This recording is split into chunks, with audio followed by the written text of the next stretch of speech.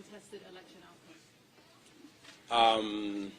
This election, to the best of our knowledge and understanding, is over. We have had a wonderful time. We have gone through the whole process. And in this election, like in all other elections, the outcome of the election is declared by the returning officer. It is not declared by the Commission. The same way all other elections of MCAs, of members of parliament, of governors, they are declared by the returning officer for that election. The returning officer for the presidential election is the chairman of the IEBC, Wafula Chebukati, in this case. And Wafula Chebukati has discharged his constitutional responsibility and declared the results of the presidential election. Any person with issues about this election, they know what to do. It will not be the first time. We are a democratic country. We have built robust institutions that can undertake the resolution of any issue if anybody has. Whatever person, whether they are the other commissioners or other Kenyans or my competitors, whatever issues they have, they know what to do. Mr. President, I'm Frederick from NTV. Almost half the country voted for you. The other half did not vote for you. What are you going to do to the other half? Are we going to see a new handshake? I think when you go to an election, the outcome is determined by the people of Kenya. In this case, the people of Kenya have voted for me as the 5th President of the Republic of Kenya, an honor I don't take for granted. Like in all other democracies, Kenya is not an exception. The people of Kenya have spoken, and we need to respect what the people of Kenya have said. My competitors have a role to play, just the same way I said in my statement this evening, that I will work with my competitors in the role that the Constitution assigns the people in the opposition. They will provide oversight over my government, and I intend to work with them in that capacity. I never believed in the handshake stories. I made my position very clear because I believe in democracy. I believe in a government that has checks and balances. When you have a government that does not have the opposition, you run the very high risk of having a government that is not accountable. Precisely what we have seen over the last 4 years, that we have had a situation where people who are supposed to be in the opposition are actually running matters in the executive. And that is why the people of Kenya voted for me and my team. They want a government that has checks and balances, and they want a government that is accountable. They do not want a mongrel of a government that nobody knows who is in the executive, who is in the opposition, who is doing what. I think the people of Kenya want clarity because we are Democrats. And for the record, in this election, just to answer what you have said, if you look at our TV screens, the celebration is across Kenya because I got 25% in 39 counties out of 47 counties. That tells you that our support base and the people who voted for us are across Kenya. So there will not be any part of Kenya that will be left behind in our administration, because we believe in an inclusive, democratic, progressive government. And that is what we intend to assemble. Mr. President, have you had any conversation? Relax, relax. I'm here. I'm not. Yeah. Yeah. A quick one. You talked about the support that the president has given you in the last 10 years. Has he commented to you about your victory? And number two, what is going to be your immediate assignment now that you've been given that mandate? I haven't talked to Uhuru Kenyatta, our outgoing president, but I am sure there will be a conversation because now I am the president-elect and there has to be a transition. And in that transition, I am sure there will be a discussion between the current president and myself, either at the transition committee situation, or I am sure that at some point this evening, maybe tomorrow, we will have a conversation. Again, as a Democrat, maybe I should disclose that this morning I called my competitor, the Honorable Raila Odinga, and I had a discussion with him. And we agreed that whatever the outcome of this election, we should have a conversation. He had offered in his statement, his closing statement in Kasarani, that he would be available for a handshake, you remember? And I said that I'd be available for us to have a cup of tea because there are areas we can agree on moving the country forward in the context of those of us who will be running the executive. And I'm sure my competitor will take up his role and his team as the opposition so that we can see how we can move the country forward. The second question. Let me listen to the lady. The lady first. Thank you, sir. My name is Leila Mohammed from NTV. Yes, Leila. At the moment, we see celebrations, but we are also aware that in certain areas there are protests against your declaration of being the president-elect. At this particular moment, how do you speak to the entire country in your vision of uniting the people who have a past of being disenfranchised? As I have said, my support base and my team's support base is broad.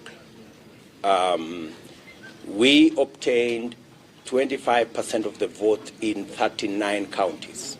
That leaves only 8 counties. And even in those 8 counties, it's just that we didn't make it to 25%. It doesn't mean we didn't get any votes. So we have supporters across Kenya. I also want to state here and now that the administration President Kenyatta and I established in 2013, we tried the best we could to serve all parts of the country equally. If you look at all the programs we ran, whether there were programs on rural electrification, whether there were programs on TVET, whether there were programs on equipment for hospitals, whether there were programs on making sure that we spread infrastructure, we endeavored to reach every part of Kenya. That is our philosophy. As I have said, we believe in an inclusive government. And in any case, the people of Kenya have spoken very loudly in this election. And they have spoken against negative ethnicity. In fact, in this election, the people of Kenya have raised the bar on leadership of Kenya. The people of Kenya have voted for a plan, as we christened it, or a manifesto, or an agenda for that matter. And if you had the discussion in the campaign, it was our issues versus our competitors' issues. And we intend to keep it that way. And for your information, if you looked at my position about 3 years ago, I actually made the declaration to the people of Kenya that this election, we are going to make it not about leaders, but about the people. Not about power sharing, but about empowerment. And not about positions for us as leaders, but about jobs for ordinary people. If you go back my tweets, I think in maybe 2019 or 2020, that was my position. And I am very proud that we have managed to elevate the contest in Kenya to the level of issues. And because we have elevated that conversation, it is my belief, my commitment, and my undertaking to the people of Kenya that we will have an all-inclusive government by way of representation and by way of making sure that we roll out our programs across Kenya. President, you take over a government at a time when people are hungry, and people are angry. The cost of living is high. We are coming from the COVID-19 pandemic. So what is your priority right now? What do you tell the many people who cannot put food on the table? What do you tell the young jobless people who queue to vote for you? That's why I said in my acceptance speech that I am acutely aware of the situation where we are as a country. I am aware of the cost of living.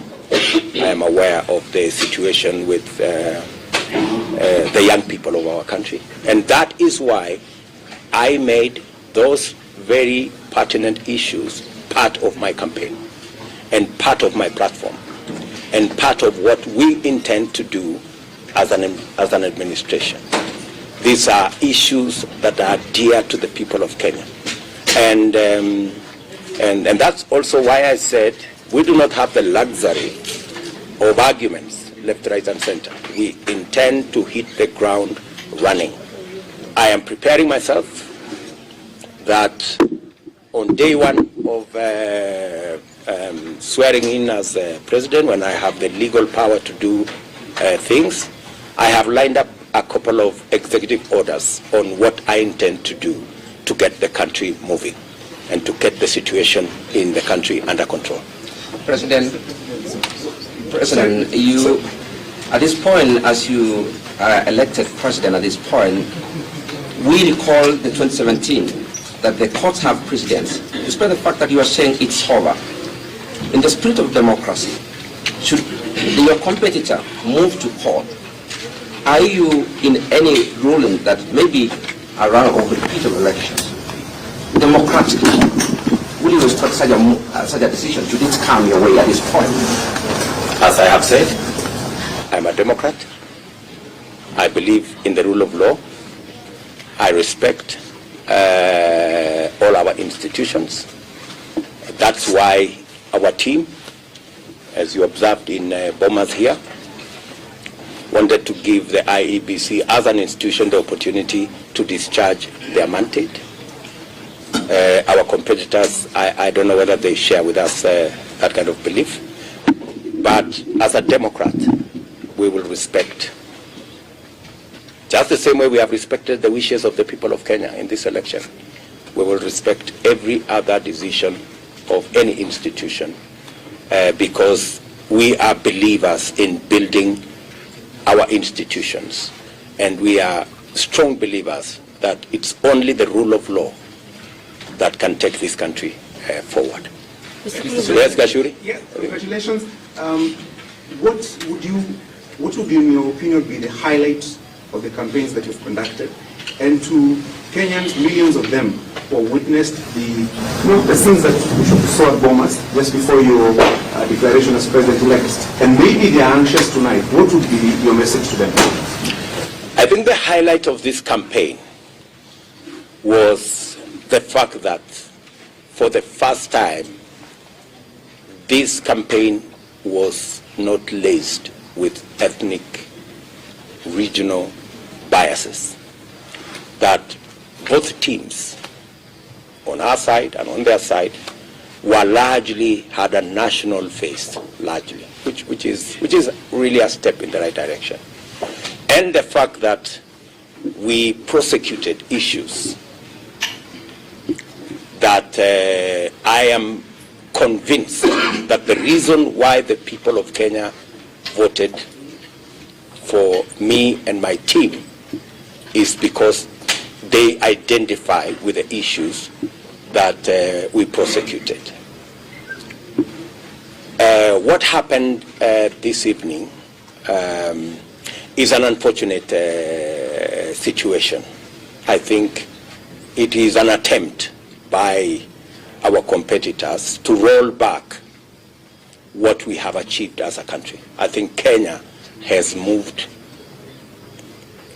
way ahead of the situation that we saw this evening, the unfortunate situation we saw this evening. In fact, I think every Kenyan, irrespective of what side they support, agree that the conduct of the IEBC in this election was phenomenal. I think, as I said, the posting of the results from 34A, the presidential results, from every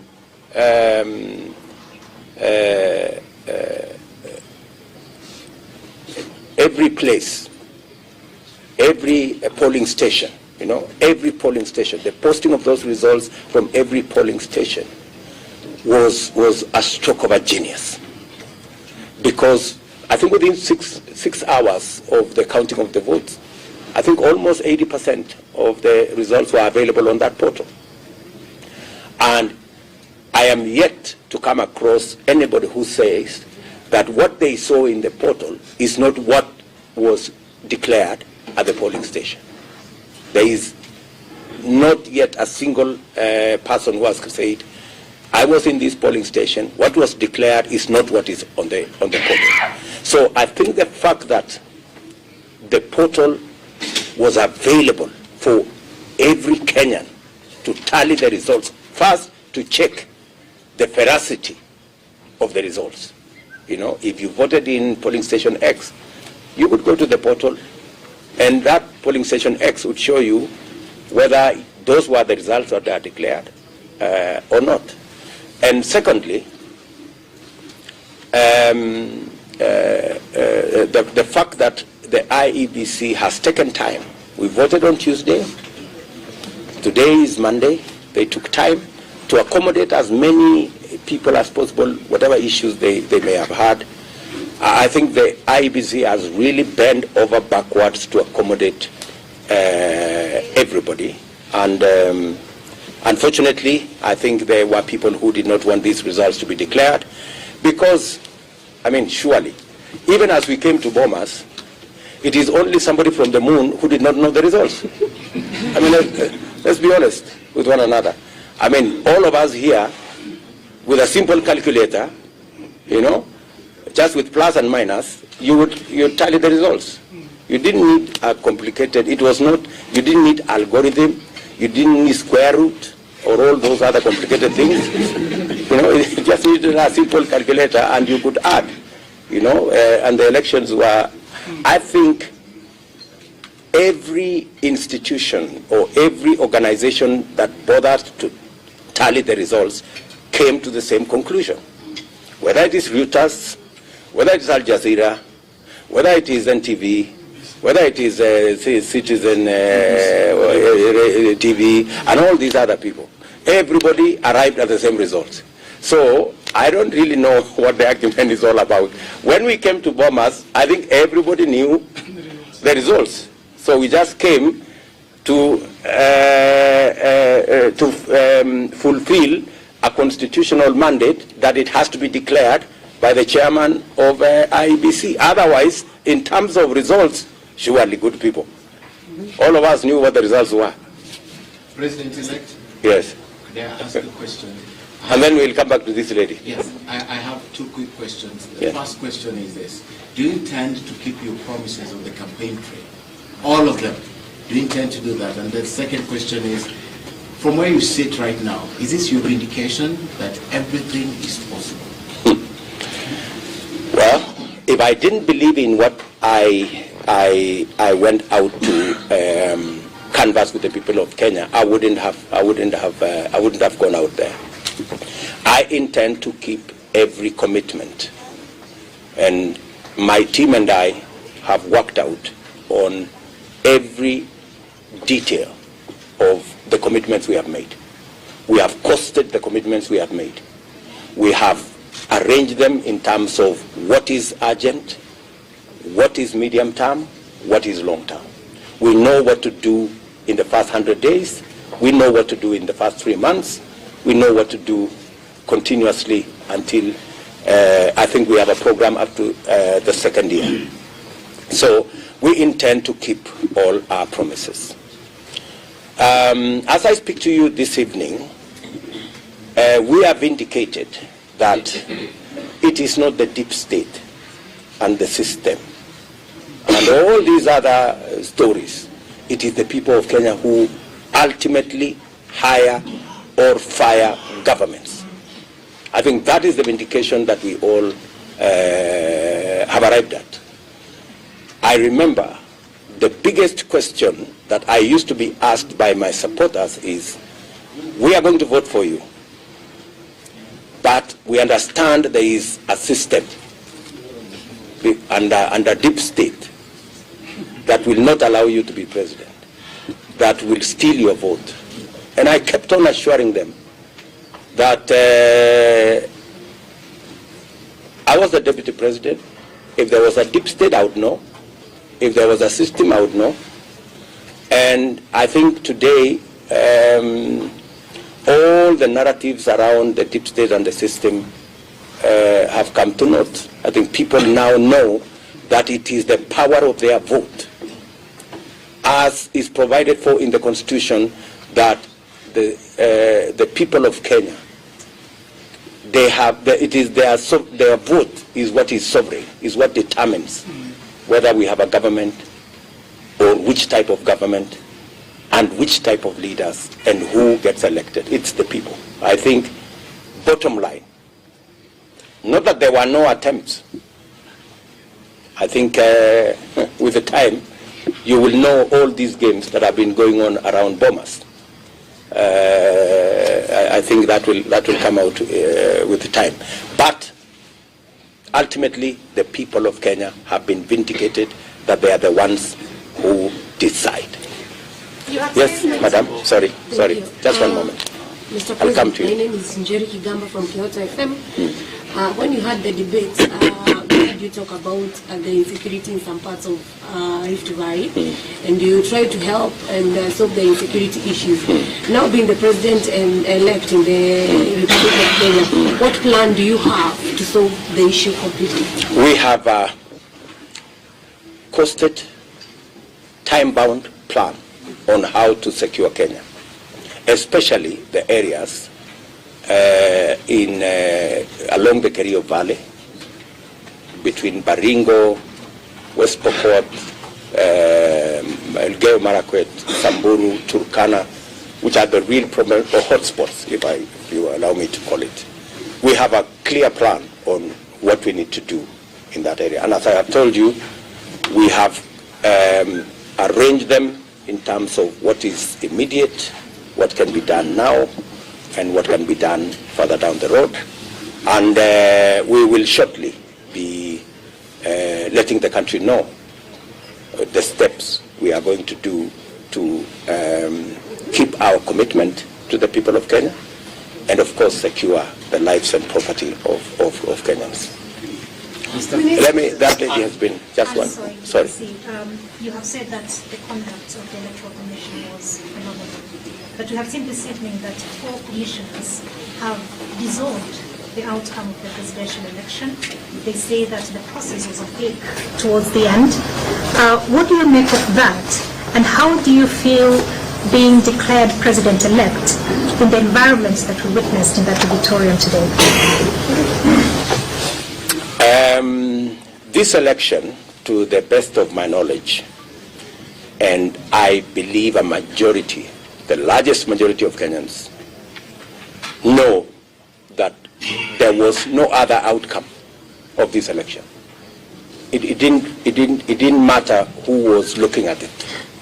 And maybe we encourage those commissioners and even other Kenyans who have issues with the election. They know what to do. They need to follow the constitutionally provided legal channels of addressing their concerns.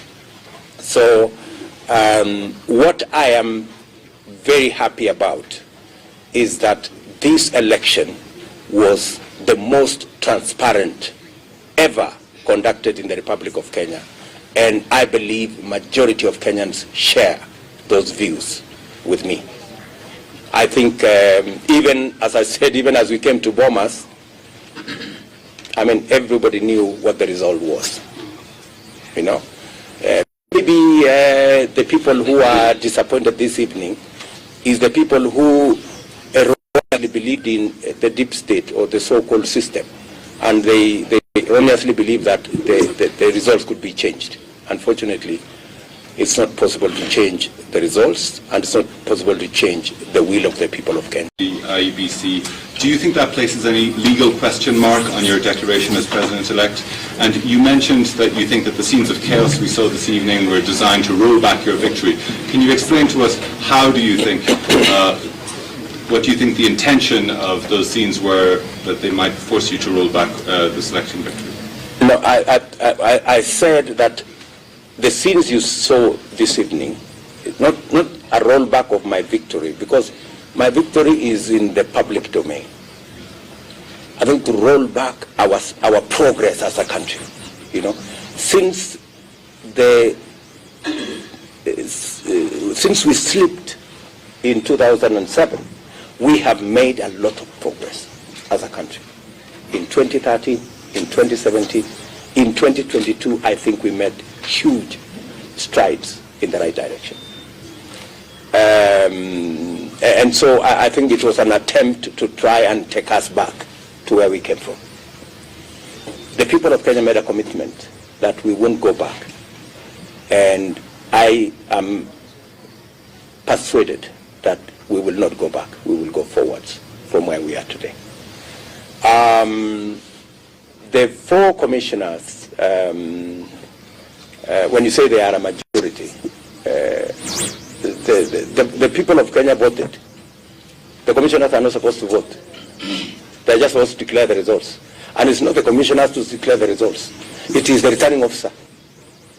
So legally, constitutionally, the four commissioners pose no threat at all to the legality of the declaration, because the Constitution is very clear. The returning officer declares the results. The returning officer this evening, Wafula Chebukati, declared the results in accordance with the Constitution, in accordance with the law. Any other thing is a sideshow. Can you tell us as an economist, something about the economy? Maybe I can listen to this lady one. Yeah, my name is Erin from Capital FM. You've accused media of being biased. You've accused... Let us not go there. Yeah, what I wanted to ask. Yeah. The fear by the losers is that you will be vindictive.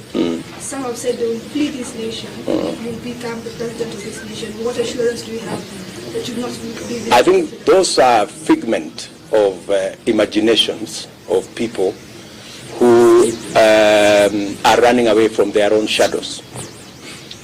As I have said, we do not have space and time to go backwards.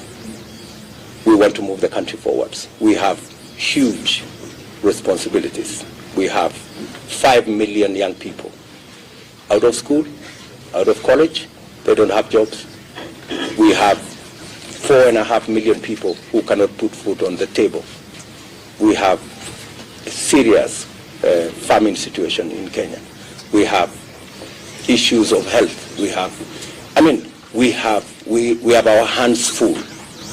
We have no time whatsoever to go asking people, what did you say? We don't have time for that. I mean, those are things that are behind us. President, was this a referendum on President Kenyatta's second term? The economy. I think we have, let me say this. Let me say this. We are not ending this evening a conversation. I intend to engage you as media outlets going forward, because I believe in the freedom of the media, and I believe the media has a role to play. And maybe just to answer her in a way, let me tell you, when I criticize the media, it's because I believe in the media, and I want the media to do the right thing. I was told, let me repeat this story, I've said it so many times. When I came to Parliament in first time in 1998, I found a senior member of Parliament called Paul Muite. And he told me, young man, I was then 30 years. He told me the best way to support a government is to criticize it when it goes wrong. I remember saying the same things to our former Chief Justice, the Honorable Maraga, that when we criticized the media when they nullified our election, it was not because we don't believe in the media, not the media, the judiciary. It's because we believe in the judiciary. So when we criticize the media, it's not because we have issues with the media. We do not want the media to be biased. And in fact, just to respond to what you said, when I raised that issue about the media being biased, the Media Council itself came with the statistics, and they actually confirmed what I had said. The Media Council said the media gave 67% of coverage to my competitor and 30% to me. That's biased. That's all I was saying. You know, so, and I think there has been some measure of improvement. I want to encourage you to keep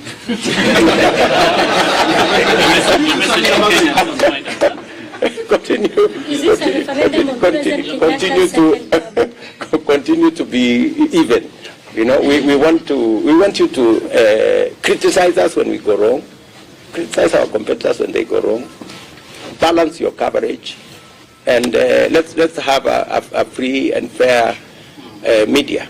My message to the great people of Kenya this evening is that I am immensely honored to be the 5th President of the Republic of Kenya. It is something I do not take lightly. I know that there are heavy responsibilities that comes with being elected into this office. My promise to them, and they know me, I work hard, very hard. I will work very hard not to let them down. The trust they have bestowed on me and my team, we will go out of our way. We will spare no effort. We will work around the clock to make sure that we deliver on our commitments and we move our country to the next level. And I want to tell each and every one of them, we will serve them equally, irrespective of who voted for us or who did not vote for us. This is going to be their government, it's going to be the government of Kenya, and it's going to serve all Kenyans equally. Say something about that. Thank you very much, good people. Thank you. Asanteni sana.